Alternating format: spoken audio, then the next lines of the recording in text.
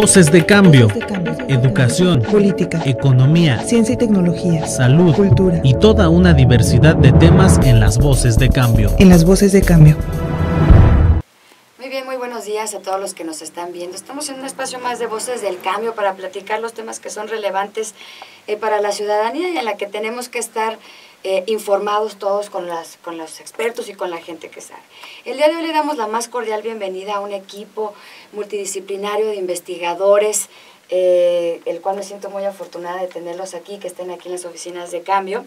Le damos la más cordial bienvenida al doctor Rafael Huizar Álvarez, él es especialista del Instituto de Geología de la UNAM, al doctor José Joel Carrillo Rivera del Instituto de Geografía de la UNAM, y también al doctor Gonzalo Hachkuri, investigador del Centro de Investigaciones sobre América del Norte y la Universidad también Nacional Autónoma de México. A todos ustedes muchas gracias por acompañarnos para hablar sobre un tema muy importante, sobre estas reformas que se han planteado a lo del tiempo, en el periodo del presidente, sobre las reformas estructurales que se han hecho, y ahora con el tema de la ley del agua que está pendiente todavía, y todo el trasfondo y toda la información que debemos estar conscientes y que debemos de difundir. Pues para eso vamos a platicar. Me gustaría que estáramos en contexto, doctor, o quien quisiera contestar, ¿cuál es el estatus? ¿Cómo está ahorita el tema de la ley general de aguas en el país? ¿Cómo se encuentra ahorita la reforma que ha pasado? ¿Qué implicaciones tenemos? Muchas gracias por estar con nosotros. Bueno, ya se me quedaron viendo a mí. Sí, muchas gracias, Marx, por habernos invitado. Bueno, mira, en general el documento de propuesta de ley por parte en este caso de la Cámara de Diputados no ha sido socializada, como se dice, ¿no? Entonces es, pues hasta cierto punto, es una incógnita. Hay ciertos aspectos que se han entrevisto o quedado digamos, a la luz un poco con entrevistas que se han hecho en los medios, y se ve que es un documento que no ha incorporado, o sea, no ha seguido el proceso establecido por la Constitución, donde se dice que debe haber una consulta pública, digamos, donde el público debe participar, la ciudad debe participar. Si bien se hicieron una serie de, digamos, de entrevistas, incluso los que están aquí acompañándote nos entrevistaron una vez, que recuerdo, así específicamente, pero todo lo que nosotros incorporamos no quedó plasmado en ningún momento. Pero ¿cuál es la importancia que debemos de conocer y que debemos de saber, la importancia que trasciende esta reforma que se pretende hacer a la ley de agua, para después tocar los otros temas que también tenemos que conocer? ¿En qué trasciende esta reforma? ¿En qué trasciende? ¿Qué nos va a afectar y qué nos va a implicar? ¿Qué implica la ciudadanía esta reforma de la ley del agua? Bueno, ley nacional, ley general del agua. Ley general de aguas. Bueno, prácticamente yo creo que tendríamos que recordar que cuando Enrique Peña Nieto tomó posesión, bueno, incluso desde la campaña, él prometió una serie de reformas estructurales. Así ¿no? es. Entonces, su sexenio, su gestión ha ido, digamos, yendo esa trayectoria de las reformas estructurales, la energética, la hacendaria, etcétera. Hace poco, no sé si ya fue aprobado o está por aprobarse la ley de la biodiversidad en el Senado de la República, ¿no? Y una de las leyes pendientes es la del agua, porque sin duda la generación de un nuevo marco de regulación y de gestión del agua tiene que ir de forma engarzada a las otras leyes, ¿no? Por ejemplo, la reforma energética, que fue una serie de leyes que tienen que ver con la regulación de la extracción de hidrocarburos, de la producción de hidrocarburos, por ejemplo, requiere agua, ¿no? Ahora, los hidrocarburos no convencionales requieren agua. Entonces, si no se armonizan, por así decir, esas reformas estructurales, incluyendo la del agua, pues tienes un desorden, ¿no? ¿Cuál es el problema aquí? Como tú me estás preguntando, ¿no? Con lo trascendental, que prácticamente todas estas reformas estructurales son reformas para hacer modelos de negocio. ¿Esto qué quiere decir? Que no tienen más aquel acento de bienes comunes o de cuando se entendía, por ejemplo, que los hidrocarburos o que el agua es un bien nacional. No, parece ser que lo que hacen estas reformas es facilitar los negocios. Y yo creo que por ahí va esta propuesta de ley.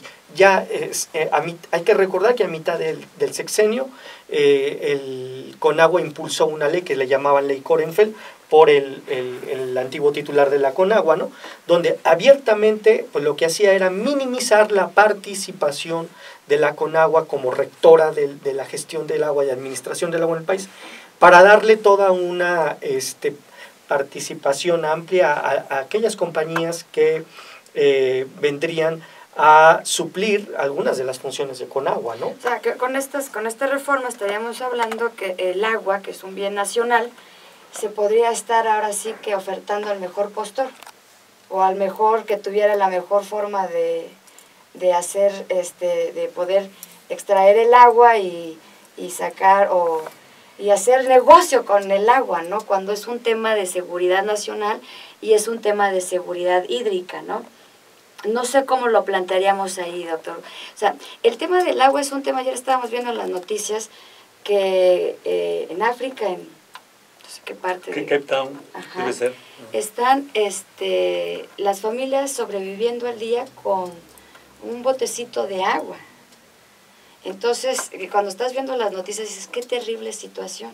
Entonces, nosotros no estamos muy ajenos si no se prevén todas estas reformas, estas leyes y todas estas iniciativas que están haciendo los académicos para prever o para incidir en la materia, y para los que no conocemos, que no estamos inmersos en el tema, al menos estar informados. ¿Qué pasa ahí? Por eso estoy insistiendo mucho. ¿Qué pasa con este tema? Bueno, es un tema muy delicado. Realmente... han mencionado, el doctor Hatch ha dicho cosas que son coyunturales en el sentido de cuál es el enfoque que el Estado quiere de la situación del agua. Pero nuestro texto de la Ley de Agua Subterránea va implícita primeramente que se dé a conocer un marco científico técnico real de lo que es la situación del agua en México, cómo se está cuantificando el agua, cómo se está haciendo un mercado del agua, se está previendo un mercado de agua, y obviamente para eso se requiere una ley de agua nueva, donde se cambien todos los esquemas, no solo de estudio, sino de mercantilización del agua. En principio, lo fundamental que estamos nosotros introduciendo, digamos, de lo que queremos que quede de entrada en esa ley, es primero que se tenga un conocimiento completo de cómo está distribuida el agua en el país, quién realmente está utilizando el agua, quién no está utilizando el agua, y desde luego cuáles son las reglas que se van a hacer de acuerdo a ese conocimiento del agua, en donde evidentemente se respete el agua para los mexicanos, la participación ciudadana, la investigación, y que no se privatice el negocio del agua. Así donde actualmente darle agua a la población es solamente darle agua que no tenga bacterias, cuando lo preocupante es la parte química. Entonces hay mucha gente en México que tiene muchas enfermedades debido a la calidad del agua, calidad química, y eso es lo que no se contempla tampoco. Y ustedes están haciendo una propuesta que todavía puede ser, todavía es salvable, es válida para esta Ley General del Agua, en la que no se ha contemplado el agua subterránea. ¿Cómo está la propuesta que ustedes han mandado? Ustedes han hecho ya una propuesta al Congreso en la que ¿qué es lo que se pretende hacer con esta propuesta? Sí, mira, lo que está pasando aquí es que el documento que tienes aquí incluso, que es la ley una propuesta de ley de aguas, intenta precisamente enmarcar el agua que existe en el país, porque cuando hablamos de agua, el 97% del agua que tenemos está en el subsuelo. Así es. El 3% solo es el agua que está arriba corriendo, en ríos, que está en lagos, la lluvia, etcétera. Todo lo que está arriba de la superficie terrestre, eso, o incluso de la superficie de México, es agua superficial, y solo el 3% de esto. Bueno, ahora, la situación está que nosotros estamos proponiendo digamos, un documento que rescata precisamente la presencia del agua en el país. Y esto es bien interesante porque si bien se ha propuesto, por ejemplo, que debe haber una participación ciudadana, creo que es importante tener ese referente lo más claro posible. Desde la Constitución, desde cuando se hizo el cambio en el artículo 27 de que tenía que entrar la parte ciudadana a crear una nueva ley, o sea, desde entonces, antes de que se hicieran las reformas estructurales, ya estaba propuesto el hacer digamos, esta nueva ley de aguas. Curiosamente, ¿por qué? Curiosamente porque todas las demás, digamos, estrategias de minería, hidrocarburos, cambios en muchos otros esquemas de regulación nacional, van a requerir forzosamente de una nueva estructura de manejo del agua. Entonces, eso ya estaba previsto desde entonces, de que esto se lo dejaban de tarea a los que estuvieran en la Cámara de Diputados y Senadores para lograr porque es lo que nos preocupa, que se va a lograr, ellos buscan lograr hacer un documento que sea acorde con todo ese gran camino que ya han recorrido ellos de, digamos, de depredar el país a favor de algunos cuantos, ¿no? Y esta propuesta es algo que no está considerado, que están buscando que esté considerado. Todavía estamos en tiempo de que el Congreso pues, todavía no se ha hecho la reforma con la ley del agua. Estamos en momento de seguir, bueno, digo estamos porque me sumo en que también tenemos que decir, esto es necesario que se contemple en las reformas que se van a hacer en la ley general del agua. Sí. Bueno, realmente es lamentable porque hemos tenido intervenciones en cámaras, tanto senadores como diputados, precisamente dándoles a conocer este documento y haciéndoles el hincapié de lo importante que es rescatar todo este background de conocimiento en donde se enfoque el agua para un bien común, donde la sociedad sea quien beneficie de estas interesantes situaciones y lamentablemente la plataforma que hoy ha puesto la Cámara de Diputados, que ellos llaman borrador para la nueva ley de agua, no nos sorprendería que cuando la saquen, ya la saquen como una ley, y donde lamentablemente después de haber nosotros hecho tantas presentaciones e insistencias, nada de este documento quedó ahí, cuando ellos mismos prometieron que sería parte al menos de esa ley, y no está contemplado. Y no es porque queramos que quede, sino porque realmente eso es necesario, eso es lo que el país necesita, y no lo que ellos quieren, una trayectoria meramente a servicio de privados. ¿Y en qué estamos ahorita, Gonzalo, doctor? ¿Cuál es ahorita la situación en la que se encuentra la propuesta? ¿Cuáles son los retos a vencer? ¿En qué hay que seguir poniendo el dedo en el renglón?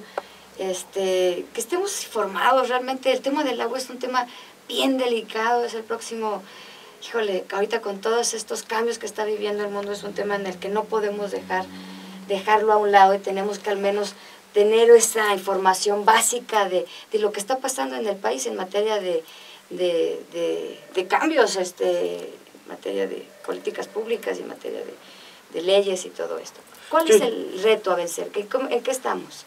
Yo creo que son dos vías, ¿no? O sea, la primera es esta que ya hemos, como señalado el doctor Huizar y el doctor Carrillo, es esta serie de presentaciones que ya hemos tenido en la Cámara de Diputados y en la Cámara de Senadores, donde lo que hemos tratado de hacer es sensibilizar a ellos, que son los tomadores de decisión, pero que también son los que generan el nuevo marco regulatorio, donde se les ha dicho la importancia de una correcta gestión del agua subterránea. El Tratado de Libre Comercio de América del Norte, cuando entró en vigor, ha traído una serie de inversiones extranjeras que son clave porque pues generan empleos, por supuesto, pero también extraen una cantidad irracional de agua y agua subterránea. Estoy pensando en la minería, en la industria automotriz, en la industria textil, en los campos agrícolas para exportación, etc. Vamos, son grandes negocios que se hacen a partir del agua subterránea. Es agua virtual la que se está llevando en el tratado y que eso requiere un nuevo marco de regulación, ¿no? Entonces, ya se requiere conocer el agua subterránea, evaluarla científicamente. Este documento tiene esto, una metodología científica de hidrogeología moderna, a partir de los esquemas de hidrogeología moderna, en la cual se evalúa y nos permite tener certeza, porque ya hay mucha evidencia científica publicada al respecto, de qué tipo de agua es, cuánta agua hay, cómo se debe de gestionar. Esa es una vía, ¿no? Seguir sensibilizando a los tomadores de decisión y a los diputados. Y la otra, sin duda, es la educación, porque las personas en general, cuando tú hablas de agua subterránea con ellas, parece que es un tema técnico, ingenieril, pero en realidad no lo es. El agua subterránea es parte del ciclo del agua, ¿no? Claro, está ahí. Y para la gente, por ejemplo, en el caso de Michoacán, que tiene una vocación altamente agrícola, que por ejemplo prácticamente el aumento que ha habido en la generación de empleos se han generado a partir del incremento en la vocación agrícola, en los establecimientos de diferentes productos, zarzamora, aguacate, etcétera. Pero cada vez más el problema del agua el tema del agua es un problema, ¿no? Y en el tema del agua subterránea, cada vez hay que perforar más y más y más y más para encontrar agua. Y el productor sus intereses van más allá de si están o no llevándose el agua que después va a ir a dar de sustento a alguna comunidad, etcétera, ¿no? Sino cada vez el pozo que antes era de 20 metros, ahora es de 50 metros, o el pozo que antes era de 50 metros, ahora es de 100 metros. Entonces es un tema es el tema famoso sustentable, y es este tema en donde sí tenemos que buscar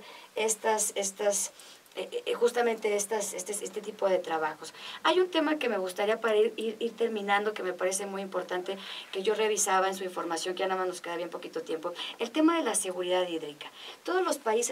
Muchos países están hablando de este tema de la seguridad hídrica. ¿Qué está haciendo México? ¿Qué está haciendo el gobierno de México? ¿Qué están haciendo los académicos en el tema de la seguridad hídrica? ¿Qué es la seguridad hídrica? Así muy rápidamente, porque no quisiera dejarlo perder de vista. Bueno, ya me están viendo a mí otra vez. La situación de la seguridad hídrica, te lo podría, contestarte tal vez con una cuestión bien interesante. Que eso pasa en unos países, pero hay otros países en donde están hablando de la inseguridad hídrica. ¿Sí? Por ejemplo, yo acabo de mandar un resumen con otro colega australiano a un congreso que se va a hacer en Tokio por ahí de septiembre, en el tema. Y la cuestión está en que lo que se está aquí estableciendo y que se ve a nivel mundial es un corte en la habilidad de la gente de poder establecer cómo está el agua que existe. Y cuando hablo, cómo funciona, de dónde va, dónde viene, cuál es su calidad, qué pasa si tú sacas, cuál es su nexo con el ambiente, cómo está esa relación.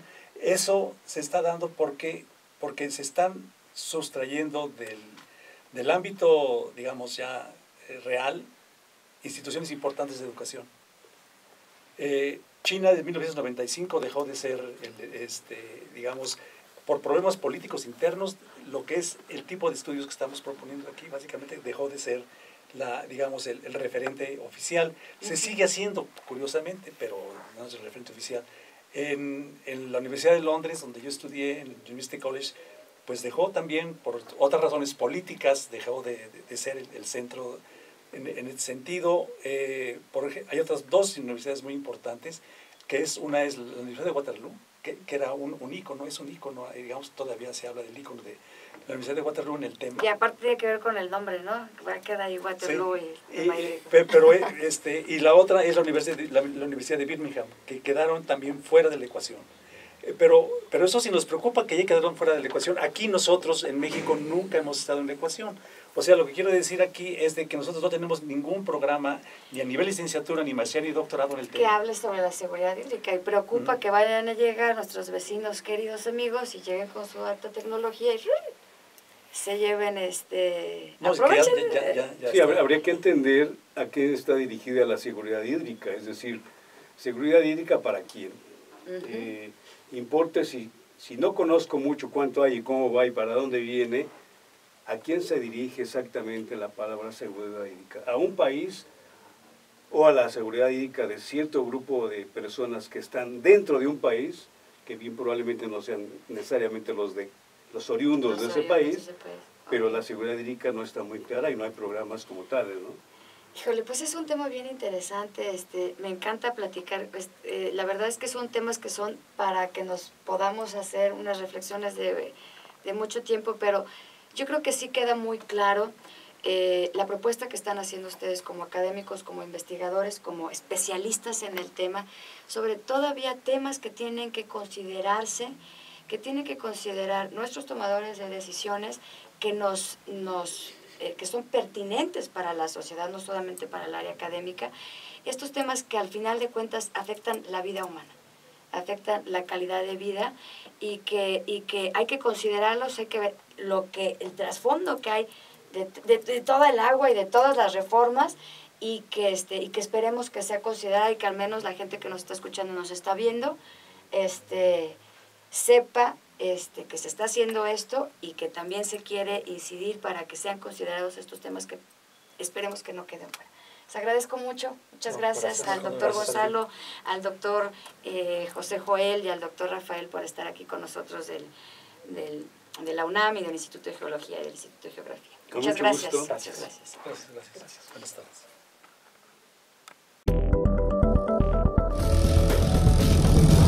Voces de cambio, Voces de cambio. educación, Política, economía, ciencia y tecnología, salud cultura. y toda una diversidad de temas en las Voces de Cambio. En las Voces de Cambio.